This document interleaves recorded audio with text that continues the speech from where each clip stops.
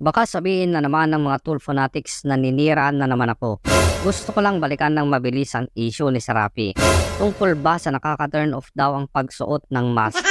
Para alam mo ang pinagsasasabi ko, panoorin mo muna ito. Ilang bansa po sa Europe ang napuntahan ko, walang sumusuot po ng face mask.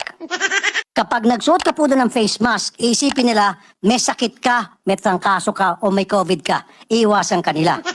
Ang tanong, bakit sa Pilipinas hanggang ngayon, halos lahat ng Pilipino nagpe-face mask pa rin? Turn off po yan sa mga turista. Hindi po. Kaya mabuting clarify nyo na parang sinasabi nyo na may Hindi po, ang sinasabi ko po, nakaka-turn off po. No, ang sinasabi ko po, nakaka-turn off po yun. Bago ako magbigay ng komento sa bagay na to, pasensya na sa mga kapatid nating mga Indiano. Ito first-hand experience at hindi marites. Hindi hearsay at hindi rin chismis.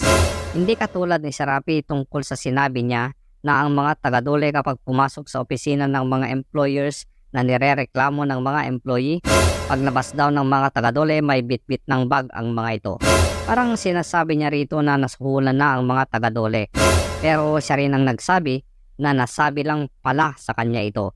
Ibig sabihin, marites, hearsay, chismis. Hindi tayo ganon. Sa lugar kung nasaan ako, marami ang mga Indiano. Hindi naman lahat pero karamihan. Yung mas madalas pang mag-birthday kaysa maligo. Yung potok sa singit at kilikili ginawang pabango.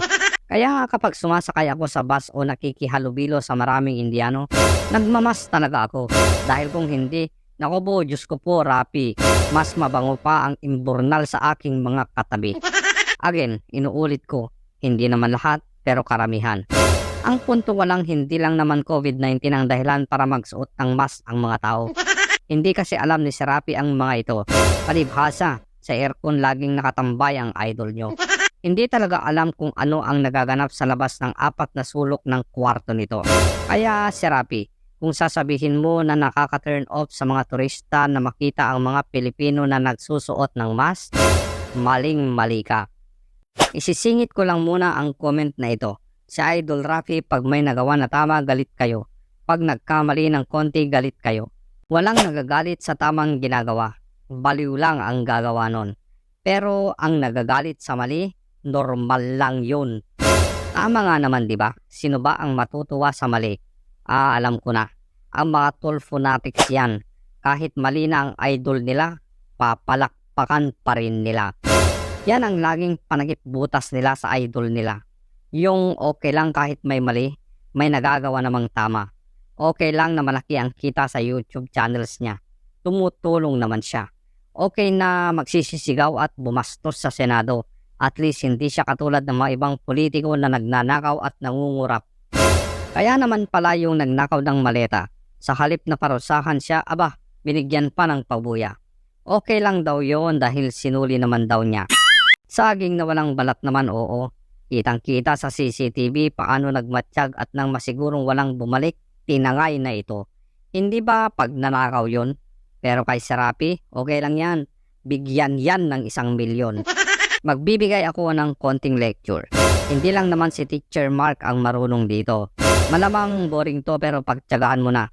Nandito na kayo sa video kaya tapusin nyo na, parang awa nyo na.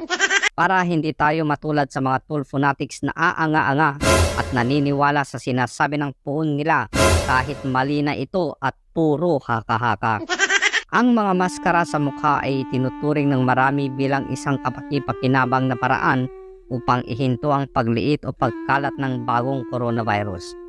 Ang mga surgical aid na katulad ng surgical mask ay hindi gaanong karaniwan sa bansa ng kanluran sa kabila ng lumalaking paglaganap sa Europa at Estados Unidos. Yan ang dahilan, Serapi, kung bakit ang mga bansang napuntahan mo sa Europa ay hindi na nagamit ng mask. Dahil hindi karaniwan dito ang magsuot ng mask. Ngunit ang paggamit nito ay sumabog sa Asya.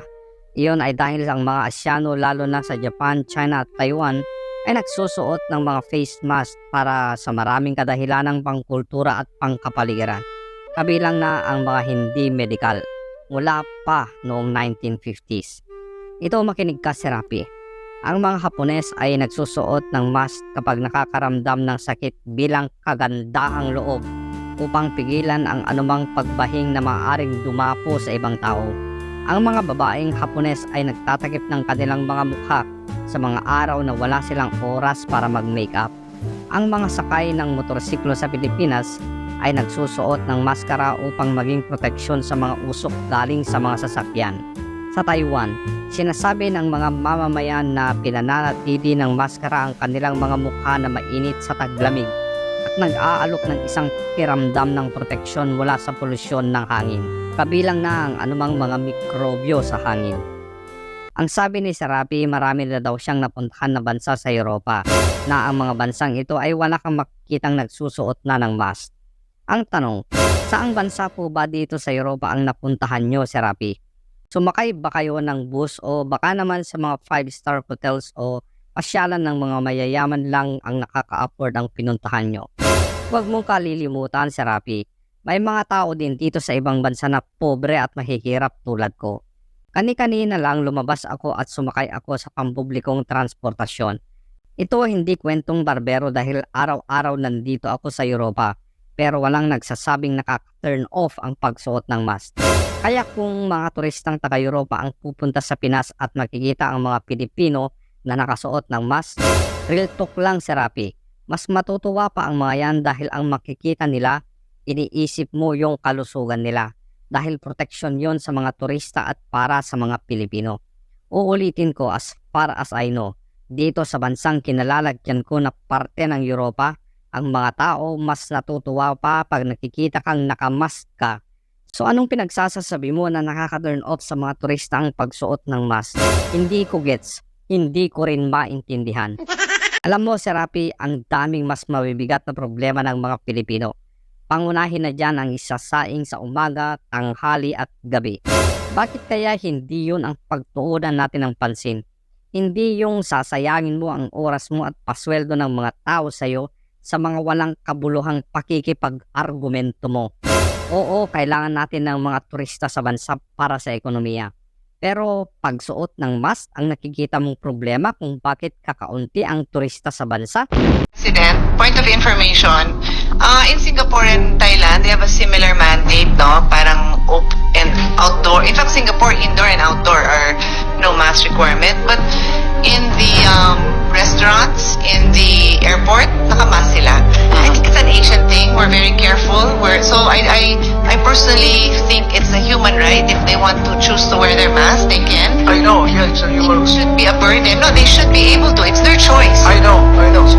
I do not believe, having represented the health sector for many years, I don't think that we should consider that. I don't think it's the burden of DOT to come up with a plan to have our people who are seen in the airport or in the tourist industry take off their mask. I believe that's their choice. I would prefer to wear a mask. I only take it off kung malalayo ako sa mga tao. So I'm just stating my opinion because I will defend the DOH budget. So His Honor can also direct the questions to DOH, no, when we defend. But I think it helps us prevent the spread if people will choose to wear it, Your Honors.